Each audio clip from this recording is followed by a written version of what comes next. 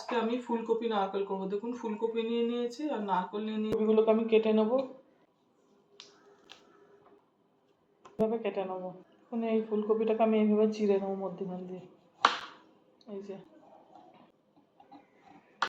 দেখুন নারকেলটা নিয়েছি, নারকেলটা এবার আমি কুড়িয়ে নেবো। দেখুন আমি আরও একটা ছোটো হাফ মালা কুড়িয়ে নিয়েছি, পুরোনোটা আমার হয়ে গেছে। দেখুন কড়া বসিয়ে দিয়েছি, গ্যাস জ্বালিয়ে দিয়েছি।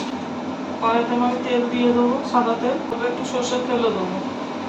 দেখুন কপিগুলো আমি ভালো করে ধুয়ে নিয়েছি, হলুদ দিয়ে দেবো, নুন দিয়ে দেবো, কাশ্মীরি লাল লঙ্কা গুঁড়ো নিয়েছি দিয়ে দেবো, ভালো করে মেখে নেবো। তেলটা আমার গরম হয়ে গেছে, আস্তে আস্তে কপিগুলোকে আমি ওর মধ্যে দিয়ে দেবো। এখন ফুলকপিগুলো আমার ভাজা হয়ে গেছে, আমি তুলে নেবো। এখন আমি দিয়ে দেবো। আমি পোস্ত দিয়েছি, একটু পোস্ত দিয়ে দেবো। কড়াতে আমার তেল আছে, আমি ওর মধ্যে শুকনো লঙ্কা, কালো জিরে আর একটু রাঁধুনি নিয়েছি, ফোড়ন দিয়ে দেবো। পোস্ত বেটে রেখেছিলাম, পোস্ত দিয়ে দেবো। পোস্ত বাটা জলটা দিয়ে দেবো।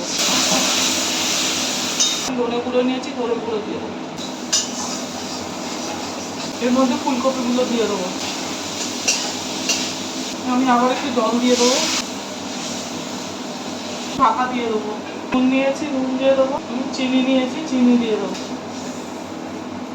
রান্নাটা হচ্ছে, ঢাকা দিয়ে দেবো। যেমন বেসন নিয়েছি, বেসন দিয়ে দেবো। নারকেলটা এবার ওপরে আমি দিয়ে দেবো।